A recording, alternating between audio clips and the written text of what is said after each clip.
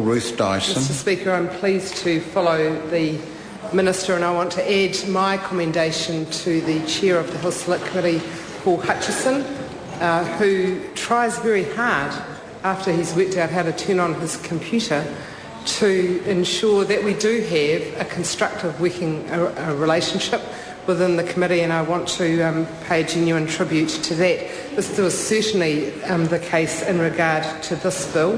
The purpose of the bill, as the Minister has indicated, is primarily twofold. The first is to set up the Health Quality and Safety Commission, so that's one of the two primary purposes, and the second is to ensure that the district health boards work better together. Is a summary of the many points within this legislation. They have a mandate for collective purchasing. They'll be required to develop plans in unison. I certainly hope that they're able to get their district annual plans presented to the public on time in future. I was gobsmacked to see that several of our district health boards have just gone through an election for members of the district health board without making available publicly their district annual plan. That is an outrage.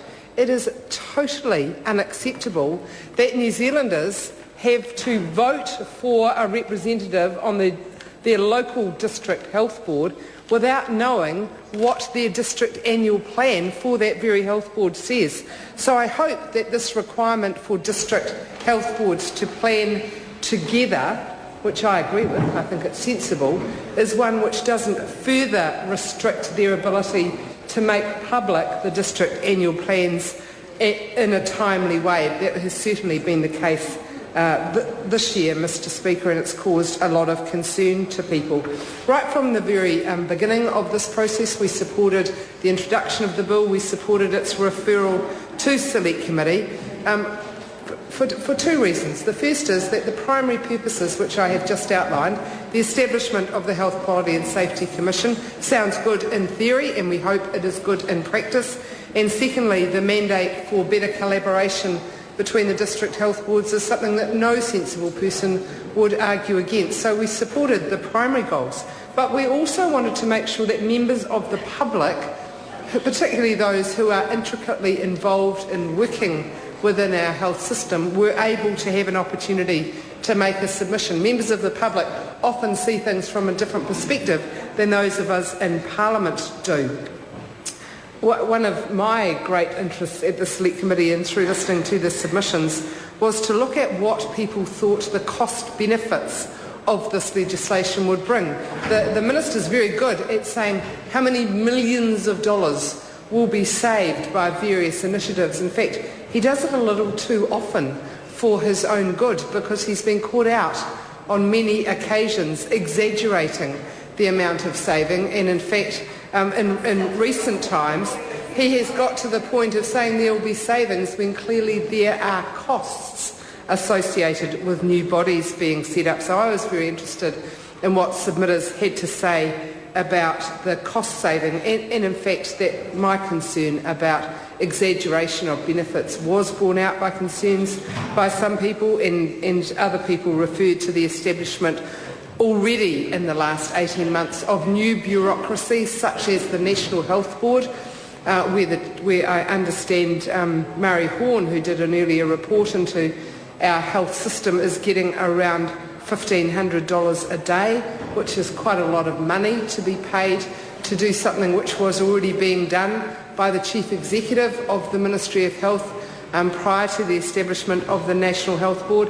And it's even more frustrating and puzzling to see somebody being paid that sort of money to do a job that was already being done, when you see people up and down the country, particularly elderly people, having their meagre couple of hours of home support cut right back to nothing. It really doesn't seem to me to be a logical or a fair choice to have a new bureaucracy established, the National Health Board, undermining the Ministry of Health and the independence of the public service advice, where the people running the National Health Board are getting paid huge amounts of money, have stolen a whole lot of the previous Ministry of Health people and called them consultants, so they're getting paid far more to do the job they used to do as Ministry of Health officials, and at the same time we're seeing these cuts to home support, to Meals on Wheels, to support that I think particularly our elderly are entitled to make sure that they have a quality of life.